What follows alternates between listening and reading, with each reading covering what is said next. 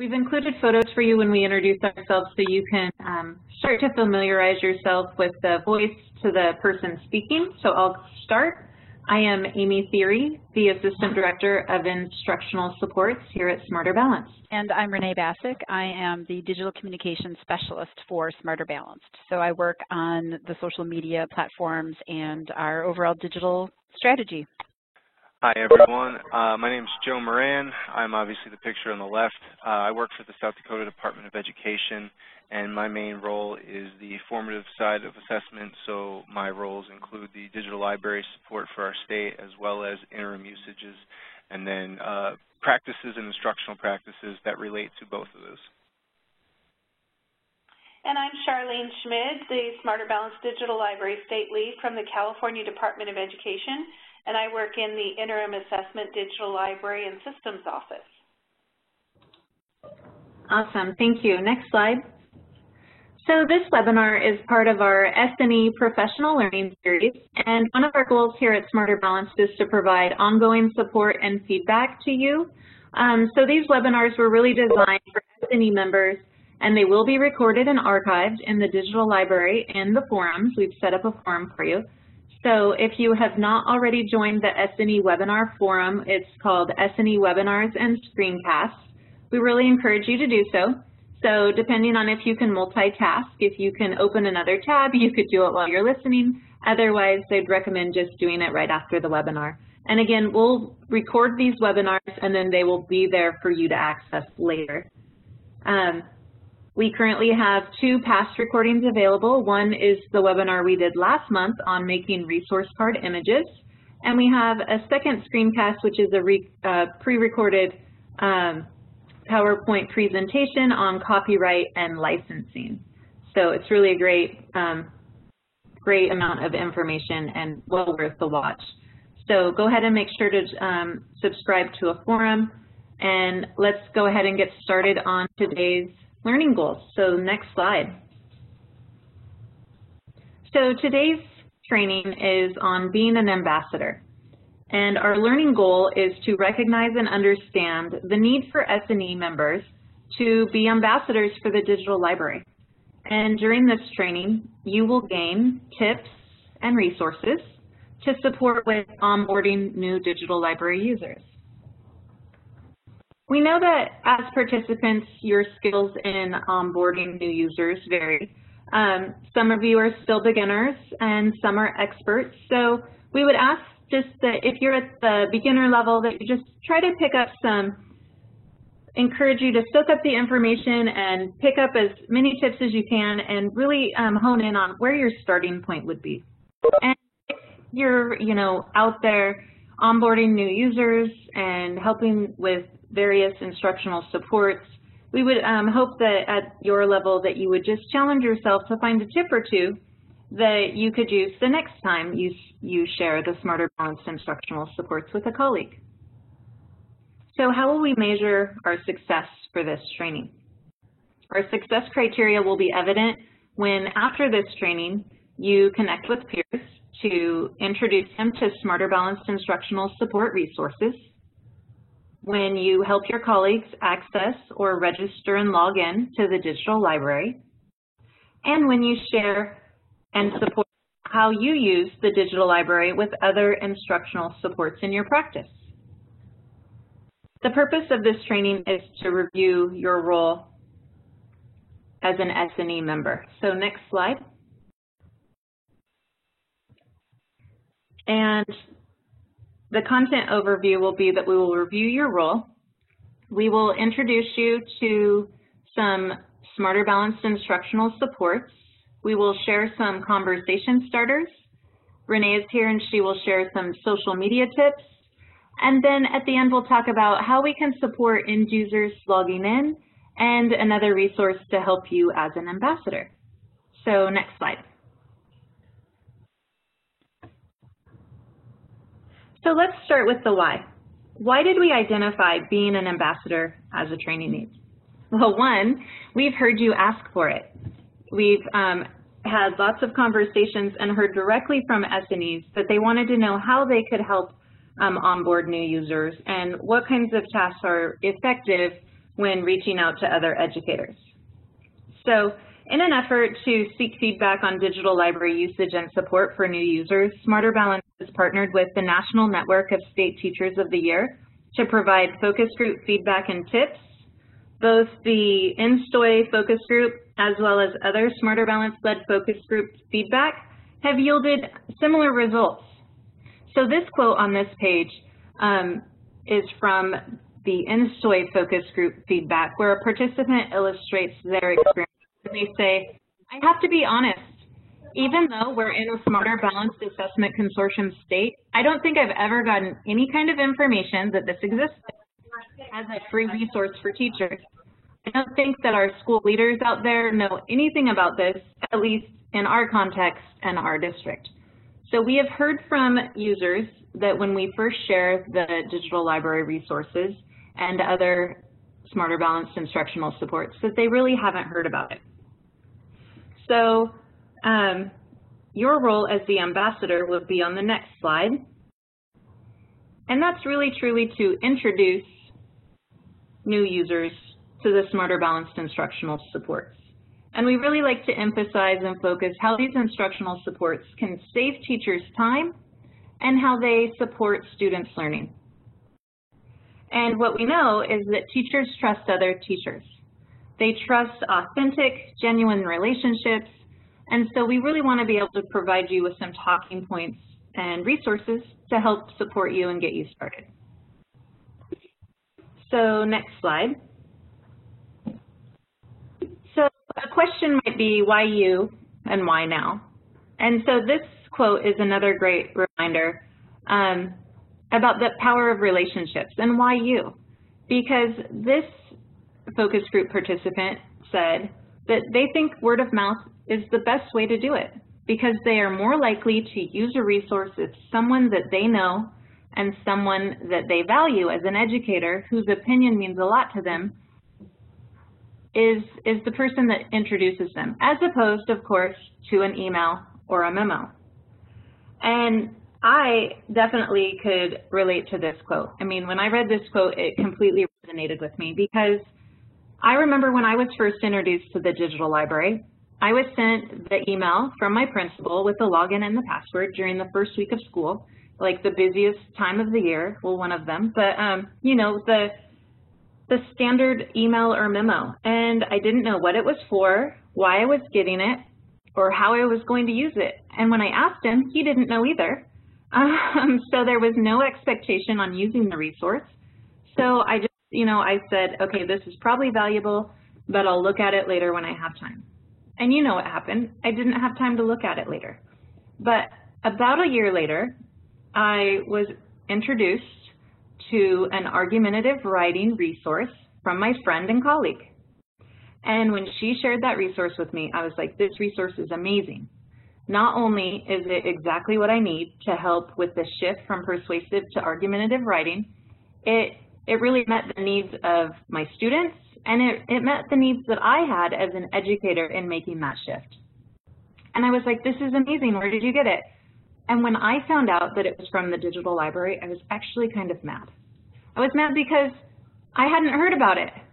And then when I got over myself and being mad, I realized I had heard about it, but it just wasn't in that authentic way. And so that's why now?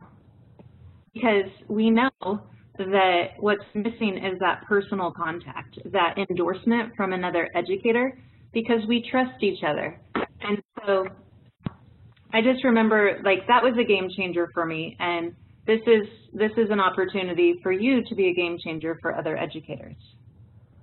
So let's take a quick moment and think about the why, our learning goal. And if you could just type into chat that you're with me, that you understand why it is so important for SNEs to be an ambassador. If you want to give me an emoji, a smiley face, thumbs up. If you're still not sure, go ahead and put a question mark, because that will give us feedback that maybe it's more than just one anecdote of why it's so important for SNEs to be taking on this role. We know that mass emails and memos don't work.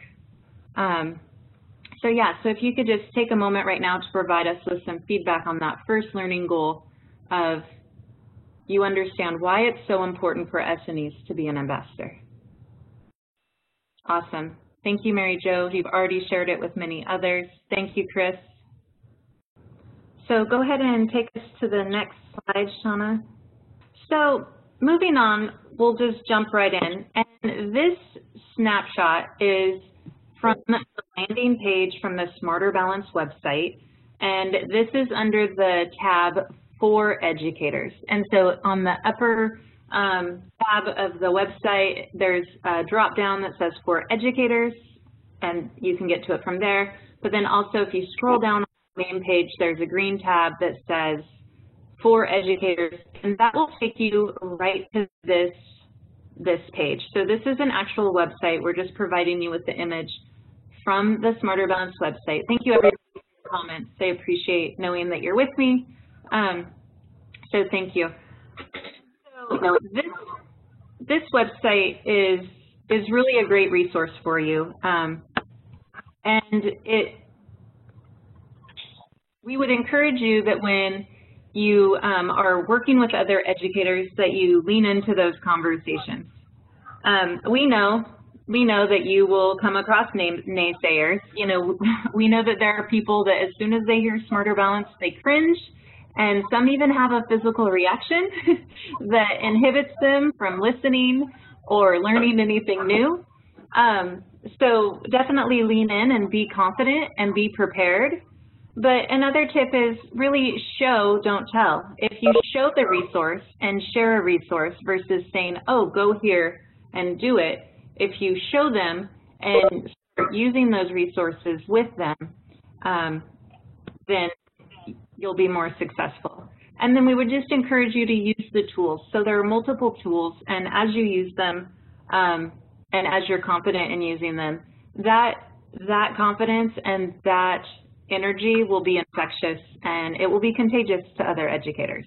Because we know what it's like when we see you really excited about something. It lights up in your eyes. You know, you can't stop sharing it because you're so confident that this tool is working. So with that, some of the links on this page, like the sample items, we have interims and the digital library. We're going to jump into those topics, and Joe and Charlene are going to lead you through them. So Charlene. Thank you.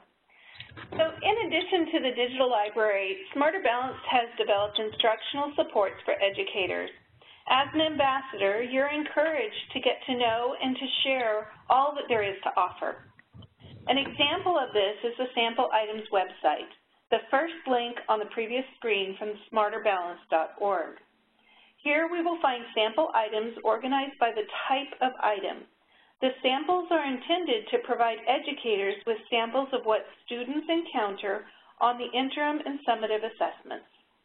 These samples are not intended to be used as practice tests, but educators can use them to better understand how Smarter Balance measures college and career-ready content. So let's go there now. To the next slide, please.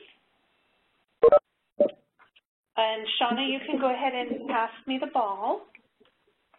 So on smarterbalance.org, we will look at the resources for educators, as Amy just indicated. This first drop down here is resources for educators, and that will bring us to this page as was demonstrated in the last screenshot. I want to go to the sample test items and select the link that opens that page. And from here, I'm going to select Browse Test Items. I'm going to walk you through that for a moment, but I would encourage you to also look at the Learn More About Items tab. But here is Browse Items. I'm going to show you that you can filter all of the items that they have samples of by grade span, but then each one is grade level once you look at it, and a subject area if you like. And then I'm going to go in and let's look at a grade 8 reading passage. This is exactly what the student experiences when they are in the interim assessments. They can look at the entire screen. They can look at the screen split with a question. They have the drop-down notepad. They have the ability to strike through. And this gives you and anyone in the public an opportunity to see what these assessment questions, what this type, we're looking at the, what did I select? It'll say right here, evidence select response. So I just selected the about this item text and icon, and this is going to give me the information that links what this item is, linking to the Common Core State Standards and the claims, the targets, the grade level, the depth of knowledge, and then it states the standard and it states the target that it's aligned with. So this is some pretty valuable information as you examine that question and the way that students are expected to respond to that question and the other experiences that a student has. As you can see, there's some text that comes up that you can look up, the glossary, those types of things. The second tab will give you additional questions in English Language Arts, grade 7 and grade 8. You can share this question with another person, but I want to take a minute to draw your attention to this button right here. I think as users of interim assessments and in the digital library, we really want to integrate our knowledge and understanding of the accessibility support within the within the Smarter Balance systems. So I'm going to take a moment here and select the accessibility button, and you'll see that a new window displays accessibility supports available for this item type. They differ for different item types. So it also organizes them by universal tools, designated supports, and accommodations. So for example, this item type, there's no calculator available for this. We're in language arts. So that universal tool is not available. But you can also make changes to these settings right here, and then you can view exactly again as the student experiences it. So this is the black on rose text. I thought that was pretty interesting. I haven't found another place in the instructional supports that are provided by Smarter Balance that allow me to look at things to this detail. So again, this is a site that is fairly new, and I think that you will find that this is a really easy way to engage educators. They're getting to see what is expected. They're able to see why it has been put together the way it has, what accessibility supports. Again, you want to be replicating those in your everyday teaching to improve your teaching, improve students' ability to learn, and it's all right here on this site. So I'm going to pass the ball back to Shauna. All right, so Joe here again, and the next couple slides are essentially going to be a little look into kind of the interim assessments and the supports that they can offer. Essentially, a key point here is that there are two main types of interim assessments. They are ICAs and IABs. The main difference that we need to understand there is in the comprehensive versus blocks. So an important thing that educators will understand based on the summative results are that the comprehensive, the ICA, mimics the summative. So you will get CAT for ELA and a PT for ELA. Both portions have to be done to be assessed or scored, and then same with math. So essentially you get a benchmarking or interim assessment, whatever terminology you use in your area, that you can use at your district's discretion to kind of give you trajectory points across the year. The second type are the blocks, the IABs, and those blocks are very useful. In my perspective, there's many ways we can use these at the district level, but from my perspective, these blocks are more for teacher-based. So say I'm a 5th grade teacher, I want to have a unit on fractions that I have coming up. I just want to see how my kids are doing with the grade 5 fraction target.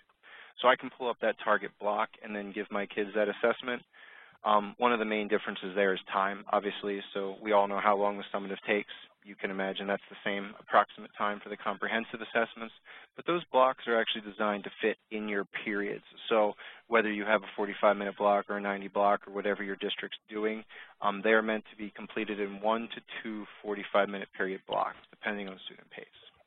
So a lot more time-friendly, a lot more information that's available quicker to your educators. Now, what do we use these things for? I kind of expressed some of those ideas before, but essentially it's the question of what next.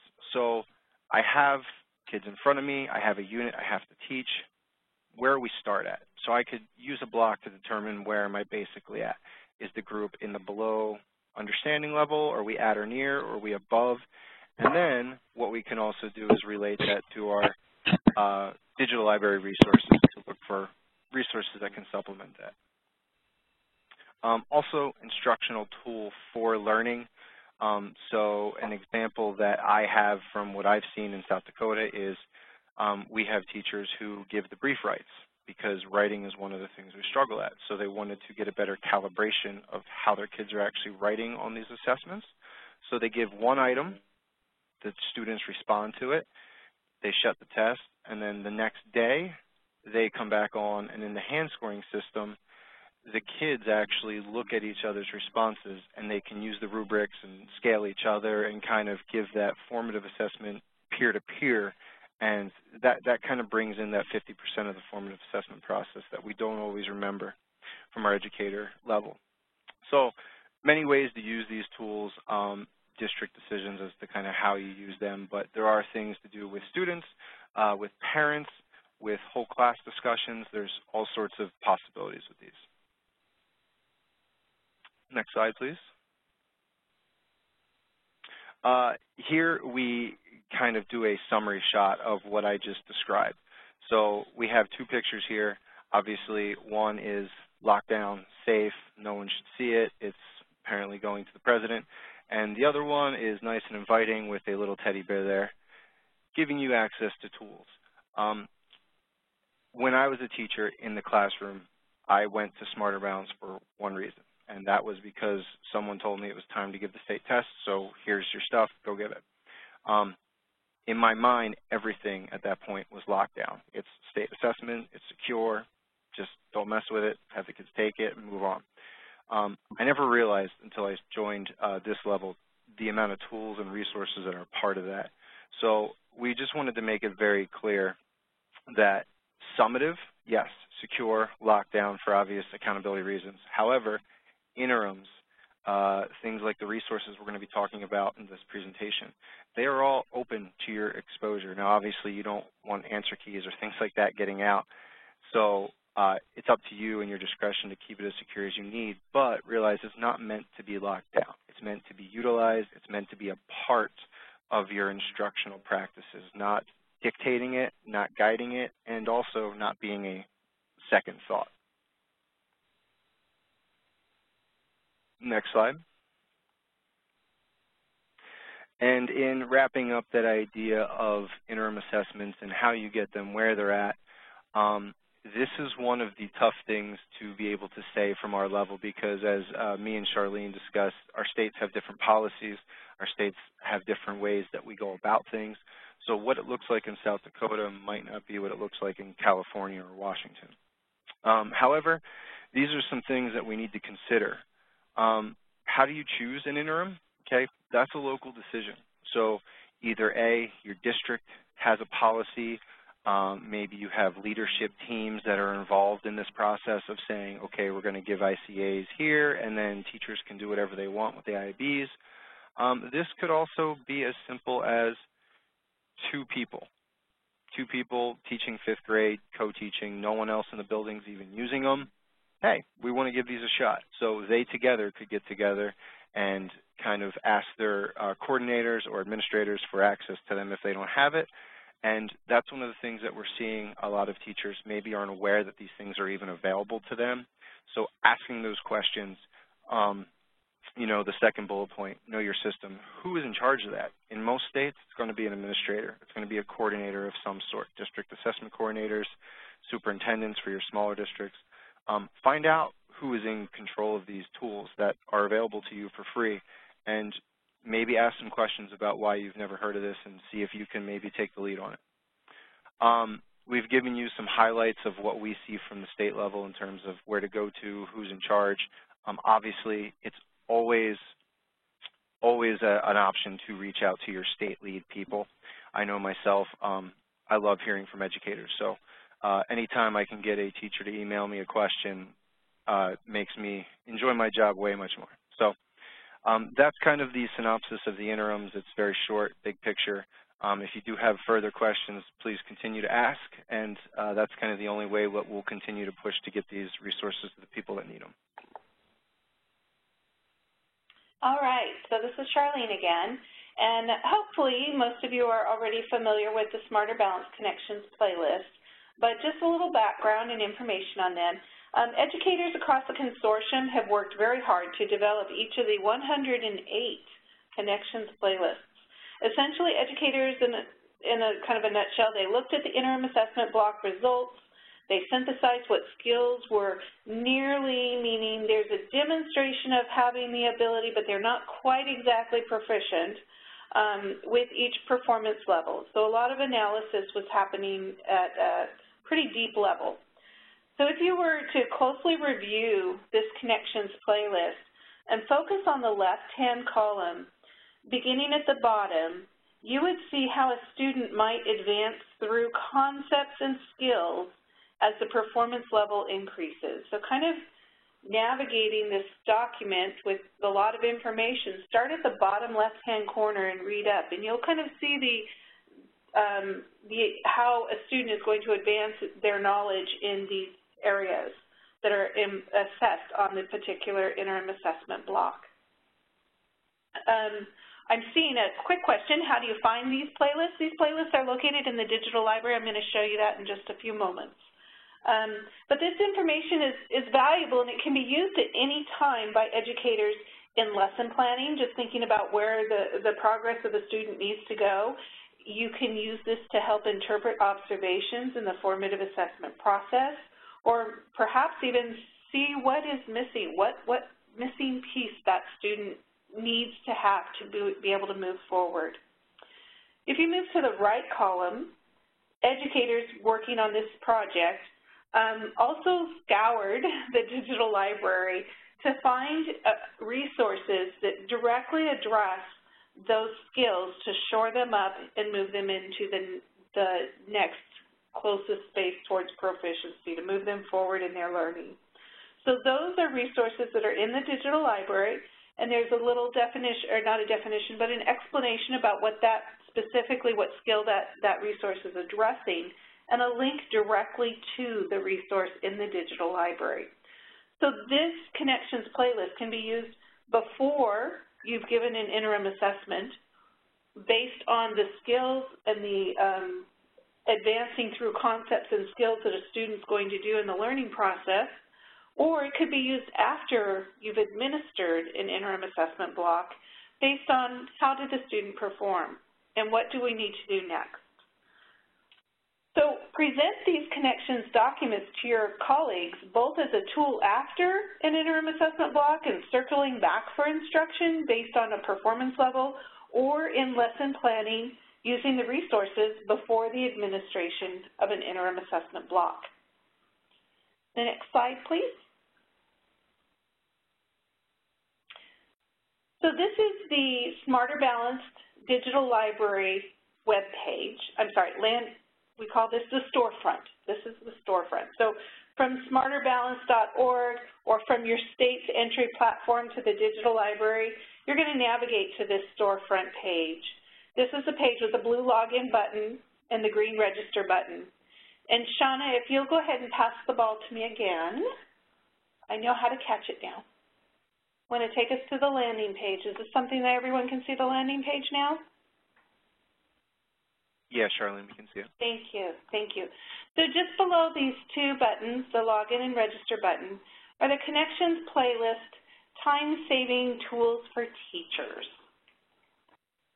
So you're going to select a subject area, and we'll choose math, and our grade will select 6th grade. Below those two drop-down menus will appear a list of all of the connections playlists that are available to educators, and there is one for every interim assessment block. The one that is linked at the top as a sample, that one is publicly available. It's the same one that has been publicly available since we started the process of creating the Digital Library Connections playlist. But all of these are only available within the Digital Library. The easiest way to find these is to select your subject, select your grade, and access the Digital Library by selecting the green button. You can log in.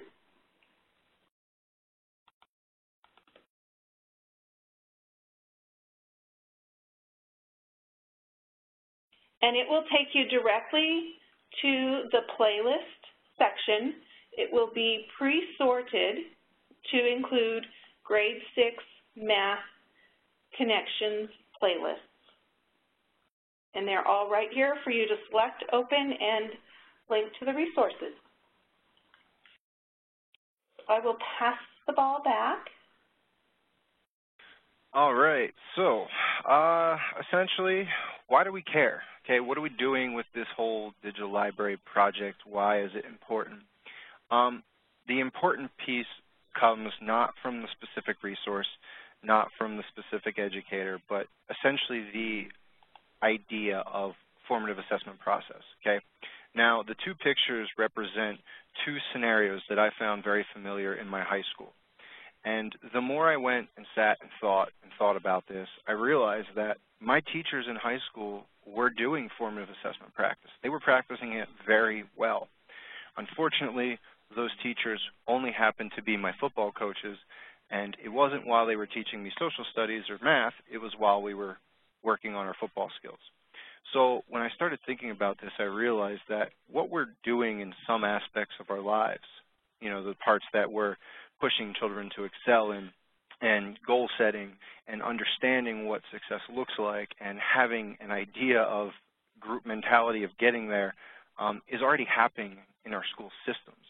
But so far, we've not yet found a way to allow that to happen in math or in science. And the whole point of this is to understand that the formative assessment process is not this magical bean that no one can really ever obtain. It is something that we do day to day. Now the point is, can we focus this on student learning with our content skills? So this is just an example of what's happening and where formative assessment practice is actually being engaged in. So on the next slide here, what you'll see is the Smarter Balanced. This is just a snapshot of our definition of a formative assessment process. Okay, so you've probably seen this in many attributes or many avenues in the Smarter Balanced world, but essentially this is our four-leaf clover that explains the process. So where do we start? We have to start with a learning intention. So much like our football team, our goal and what we need to do this week is we need to prepare for, say, you know, the Lions middle school team, okay? That's our learning target. We need to become good enough to do that. What's our evidence going to be in terms of where we are in that trajectory of preparing for that? Well, we can look at last week's game film. We can look at what happened in math class 2 days ago, and we can evaluate that for where we are along there. Now, interpreting that evidence, okay? So once we've designed a task or found resources where we can pull that data from or that information from, how do we interpret that? What does that mean to us? Where does that put the child on the continuum of success? And then once we interpret that, obviously we need to find a way to act on it. Now, that last piece is kind of really key for educators. We all know that that might be one of the hardest pieces. There's a lot of content involved. There's a lot of, you know, pedagogical knowledge, all this stuff that kind of comes in, student learning theories, all different avenues. So that's kind of that hard piece that we all need to work together, and that's the platform that the Digital Library provides us with, is that platform to not feel so isolated anymore and to provide each other with success stories and ways of doing that that we all have seen work within our own classrooms. Thank you. The Department of Education in California has been fortunate enough in the ability to produce 7 videos that demonstrate the formative assessment process in action.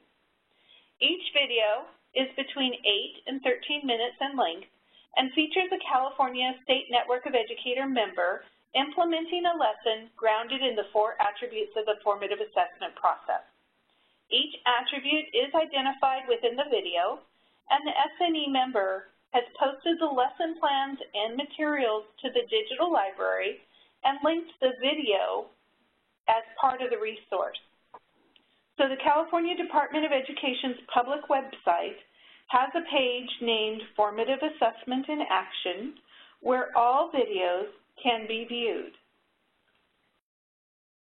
So as a state network of educators, don't hesitate to look at other states' web pages and use information that you find there. We try as a consortium to bring it back and share it with everyone, but like I said, you're welcome to use these videos to show somebody what is it? What is it when you mean formative assessment process? Great use of these can be done in a staff meeting or a PLC because they are 8 to 12 minutes in length. The next slide, please. So each of the resources that are listed here are linked to the digital library and have a video on the California Department of website that is linked as well. And the video is the S&E bringing life to a lesson plan that's on paper. And I know that we look at a lot of lesson plans, and our thought behind creating these videos was to do exactly that. Bring life. When we say we're going to do some direct teaching, is it a direct teaching to a whole class, a small group? How are we gathering back that information that's leading us to interpret evidence? And in these videos, although it may be marked at a certain point as a particular attribute, but the trained eye is one that's going to be looking for where else that's appearing because it's constantly happening in the classroom. And each of these videos is very authentic. The students are not prepared for this. The teacher is responding as one would every day while implementing the formative assessment process. The last 2 on this list, the Naughty Rope 3-act math lesson, should be posted to the California Department of Education hopefully by the end of this week. And the sample brief write lesson and video are still in editing, but we're very excited to see how one California State Network of Education member has used the sample item website that we looked at earlier and created a resource integrating the formative assessment process, and we were able to capture that on video to share with you. So do check these out. In the digital library, they're all the same title as they are posted in the California Department of Education's website. And next slide.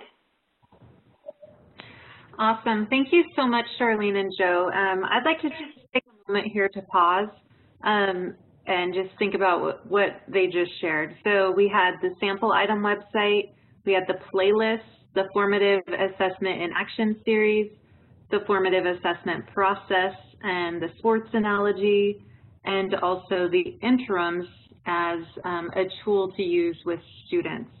So I'd like you to take another opportunity to write in the chat and share either if you're at that beginner level, what you think you would start with, and if you're at the expert level, maybe what's really been super helpful for you. What have you used and found success with? So we've been doing I've been doing some educator feedback lately, and a great starting point has been the sample item webpage. So what are you comfortable starting with and leaning into? The sample item webpage, the playlist, the formative assessment in action series, the formative assessment process, maybe using a sports analogy, or really working to use the interims with your colleagues more. Awesome. Thank you, Shannon. Sharing the formative assessment in action series with your PLC. That's great. And I loved what Charlene said about don't be afraid to use other state resources. We all have the same mission, is to improve student learning, to provide high quality resources for teachers. And I know at the state level, we are constantly reaching out to each other for great examples and to use each other's resources. Awesome, great. So more items in the chat box, starting with the interims, using the playlists. And so Charlene showed a great example of searching for the playlists that are easier, and that's on that digital library webpage. That's a great place to start as well, because it may be if an educator that you're working with doesn't have a login yet, that's a great place to get started. They can see all of the IABs, interim assessment blocks, as well as the playlists that we have available that go with those. So we are going to jump into the social media approach now, Michael, and this came up again in our social media feedback, with our National Network of State Educator feedback. And this quote is from a participant who said, "Social media is really powerful. I know that for educators, Twitter is often used for professional learning. And I know a lot of teachers use it to find resources, just the kinds of things that they can use to be helpful for their growth and also for the success of their students." So social media is something that we're on regularly for our personal use, but also for our professional use. Some people avoid it, and that's completely okay. But for those who are on it, we wanted to bring Renee in and offer some great tips on how we could really leverage social media campaigns and channels with Smarter Balance. So, Renee, next slide. Hello. So we are currently active on 4 primary social media channels. We do have accounts on LinkedIn and some others, but the 4 that we're really cultivating right now are Facebook, Twitter, Instagram, and YouTube. Our handle is the same for all of them, so that's great. It's easy to remember. It's just @SmarterBalanced. But just a word of caution, don't tag @SmartBalance unless you want to start a conversation about buttery spread. So stick to Smarter Balanced.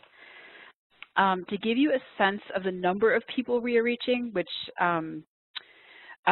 it is helpful to understand the scope of our audience and just how many people actually are listening, hopefully. On Facebook, we reached 433,000 people in April and had nearly 175,000 video views on Facebook alone.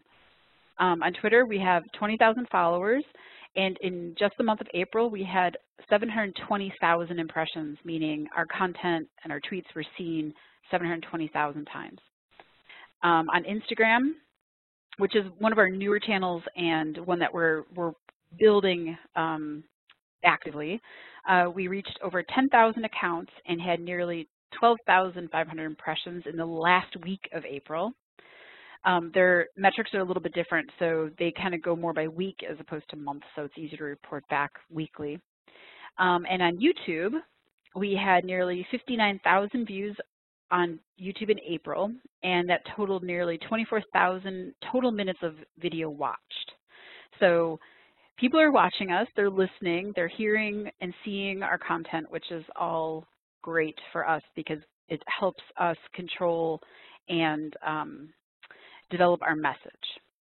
So these numbers all come from a combination of both organic and paid reach, meaning some posts we do boost with some financial money so that more people can see them. The way the algorithms work with Facebook and Twitter and Instagram is that it's very difficult for your content to actually just naturally end up in people's feeds. So in order to get any kind of significant reach, really, you need to put a few dollars behind it. And it doesn't actually have to be a lot. It could be a few dollars per post or something like that, and then the algorithm kicks in and will actually start seeding the post into people's feeds based on their interests, profession, even their geographic location we can target. But we definitely want a larger organic audience, which means more followers and more subscribers, because these are our most engaged and important audiences, and those are people like you, the people who are already using our tools, who are great ambassadors for Smarter Balanced. So we can move to the next slide. So As ambassadors, you can really help us on social media, and I laid out a few steps on how to do this. As Amy said, if you're not on social media, we're not asking you to sign up for accounts and things like that. But if you already are on social media, here are some great ways you can help us cultivate our audiences and tell our story better. So step one, follow us on Facebook, like us, subscribe to our channels in all the places that you already are. That helps us build our audience organically. Step two, like and share our content. Among your networks, you are a trusted voice. If you are sharing an interesting digital library resource, giving us a thumbs up, all of that adds credibility among our audiences. Step three, engage with us directly. So please don't be afraid to comment on our posts, add a personal anecdote, affirm what we're saying, or even respond to other commenters. All of that just helps build a really organic, authentic conversation around Smarter Balanced. Step four, mention and hashtag us. So we love hearing from everyone on social. It's not social unless there's more than one voice, right? So us speaking into a void is not what we would consider social. We want to hear from you. If you have a great story, a post, a comment, video, those kinds of things related to Smarter Balanced, please mention us using the @SmarterBalanced handle. Handle is what our account is named, so that's @SmarterBalanced. You can also include a couple of hashtags. So the hashtags that we're using primarily are, hashtag SB Digital Library or hashtag Smarter Balanced. By including those hashtags, especially in positive conversations, we can kind of own it so that when someone searches for us on social, it's the good stuff that comes up first. And for really engaged, social savvy ambassadors, we have some fun options that we would like to start exploring. So things like taking over a Twitter feed. So we might have somebody who would like to, do a takeover, they're called, where you kind of tweet on our behalf for a few hours about a specific topic, or host a chat. We would love contributions of blog posts, and these can be short, easily digestible, social-friendly tips that you're using maybe in your classroom, or a digital library resource that you came across that you found really engaging and powerful. Those kinds of things make great content. You can host open office hours or a video Q&A, things like that. So we're open to lots of ideas. I'm sure there's things that we haven't even thought of yet that could be perfect. So please reach out to us if you have some thoughts. And lastly, please reach out to us if you'll be attending the S&E workshop in July in Chicago and would be interested in being interviewed on video. So we've had some great success sharing these short videos on social of our educators offering insight into how they're using Smarter Balanced tools or offering tips and even the big ideas behind why assessment is valuable. If that's something that you would be willing to participate in with us, you can reach out to me directly, of course, renee.bassick@smarterbalanced.org, or through Amy, and we will hopefully see you in Chicago. So I look forward to meeting you in person or on one of our social media channels. Awesome. Thank you, Renee. And as she mentioned, Renee will be in Chicago, so definitely make sure that if you're there, that you find Renee, you introduce yourself, you share ideas. We definitely want to be social, like she said, with teachers and educators in the field. And truly, authentically, when I see a Facebook feed or an educational resource posted or an article, and it's from one of my colleagues, I'm more likely to read it than if it comes through in an advertisement. So it would be great for you to follow us on whichever channel you're on, if it's Twitter or Facebook or Instagram. And if you like it, go ahead and share it with your friends. So thank you, Renee. Next slide. So one of your roles as the ambassador is to help other educators use the digital library. And one of the ways that you can help that will help the most is to help them register and log in. We have had a lot of changes to this process, and it has improved over the years, but registering and logging in for the first time is still a barrier for new educators. And if they can't get in, they're going to walk away. And we are working on it with, it's one of the things I talk about with IT regularly. We are trying to streamline the registration process and ensure that new users can log in and have access, but oftentimes they need somebody to help them. And so in doing so, there's a couple of things to know up front. When self-registering in a member state, educators need to use their school email address. They cannot use a Gmail, a Yahoo, or MSN, because the way that we know that they are an educator in a member state is based on that email address domain. So that's one of the first barriers, is not using the correct domain. Another barrier is registering and then waiting for that initial password and watching your inbox and not seeing it pop up, because sometimes it will go to the junk box or it will be filtered. So one tip when looking in, so after you've looked in all of your email folders or helped your educator that you're supporting look in all of the email folders, IT support told me that if you type the phrase Smarter Balance temporary password into the search bar, then it will populate regardless of which folder it went to, because that is the subject line in regarding the email. So if you type in Smarter Balance temporary password, it should populate. If your educator is still unable to log in, and this does happen, definitely reach out to your SLT.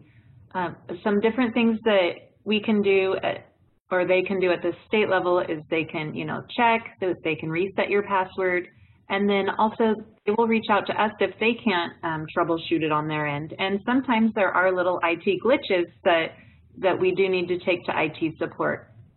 But if we use that triage approach, we should be able to help get new users logged in. And again, that is a barrier. I know when I do trainings in person, I try to have somebody who's experienced also in the room with me. So if I'm walking through the steps, I have another expert or two on the floor that can go right up next to the person behind them and point to where they need to click and help them out. Because unfortunately logging in is a barrier, and we just need to figure out how to get around that. And you as an ambassador is a great way to support new users. So next slide. Once logged in to the digital library, it's great if you can side by side walk them through. Some great conversation starters to get people started is to use those resources in the carousel. Those are exemplary resources, and so using those as they pop up can be very helpful. I've also found a lot of great success in sharing both resources that I've used and have in my favorites. If I'm sitting next to someone, I just open my laptop and show them how I have categories and show a favorite resource.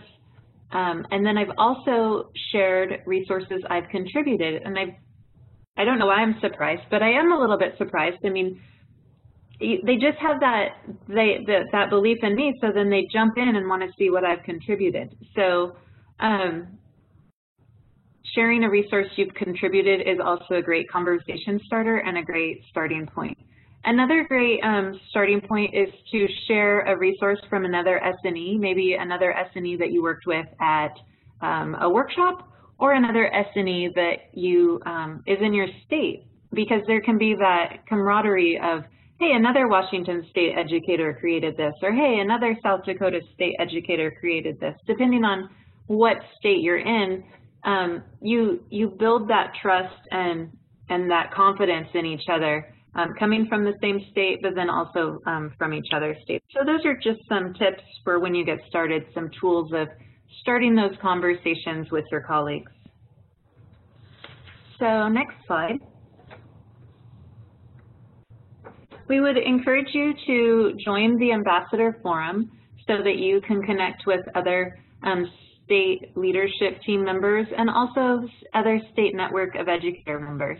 So the forums are a tool in the digital library. We have started the forum for you, and in that forum we added the Getting Started resource. It currently is on the carousel, but in the future it may not be on the carousel. So we just wanted to make sure you have super easy access to it and it's in that forum. If there's another resource that you really think that educators love and enjoy using, you could add a resource. Or if there's a tip or conversation starter or idea that you've used, maybe in a PLC or just working one-on-one with somebody else, you can add comments and conversations. And if you're doing something successful, we want to hear about it and share it so we can duplicate it. So you can also create a forum for your professional learning community or network that you work in, and that can help. I know sometimes when I'm working with people, it's difficult to search in the digital library sometimes, or we don't find exactly what we want. We are continuously working on improving those enhancements, but I have found that putting a resource that I want to share with others in a forum is really easy, and it saves time when we are working together in a PLC, so we're not waiting for everybody to find it. They can just go straight to the forum and they can pull it up. So you could do that for your staff at a school, or you could even do it on your grade level teams. So those are some other tools that you can use. Are any of you using the forums with your teams?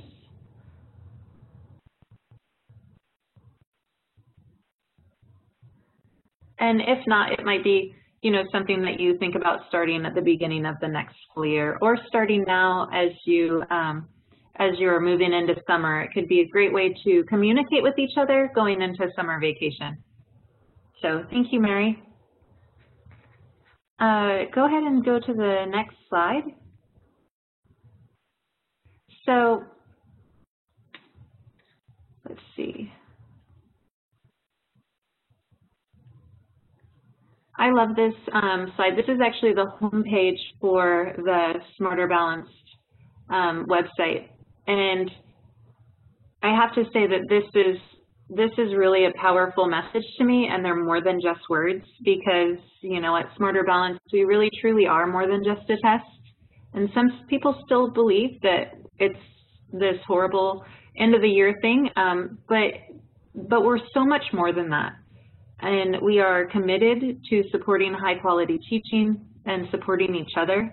And we are committed to improving learning for all of our students, really truly all students, and preparing students for life after high school, whether that's going straight to college, going to a trade, or going straight to work. And so these are really the principles that guide our work, and this is what we do. And I just want to thank all of you for sharing in this work with us. So as we wrap up, let's go ahead and review our learning goals on the next slide. And so throughout the webinar, I definitely would say that we understand why it is so important for you as an SNE to be an ambassador with other educators to support the different Smarter Balanced instructional supports in addition to the digital library. And oftentimes those other instructional supports, like the sample item webpage, the interims, those are entry points into the digital library resources that you've created. And then also to gain those tips and resources that will help you share in onboarding new users. So our success criteria is going to be measured in the action steps that you take after this webinar. And it will show when you connect with your peers and that you are sharing the instructional resources. It'll show in your support and help of logging others into the digital library. We can see that in our numbers of users, and we can also see it as, I love how Renee mentioned, multiple facts and details of how many people are looking at our feeds and how many followers we have. And so those are other ways that we can measure the success of your work as ambassadors. So Next slide. And so as always, we want to hear from you. We definitely want your feedback. We will ask a follow-up learning check question on the webinar goals and success criteria so we can follow up to see if you were able to put into action some of the tips that you learned in the webinar. So we'll send that out next week to give you a little bit of time to think about and make some connections. And then we'd also like feedback on what we can improve during these webinars. And then also if you have any thoughts or comments on future content, we would like to know so we can help continuously providing you with that information. So thank you, Susan, for the message in the chat box, joining the forum and following the Facebook page. Thank you. Oh, wonderful. So if you have any questions, please let us know in the chat box or reach out to your state leadership team. I just want to thank again Charlene and Joe and Renee for co-presenting with me. It's always wonderful to have a partnership in both preparing trainings but also in delivering them. So thank you. You guys all did a great job today. And thank you to all of you who joined us.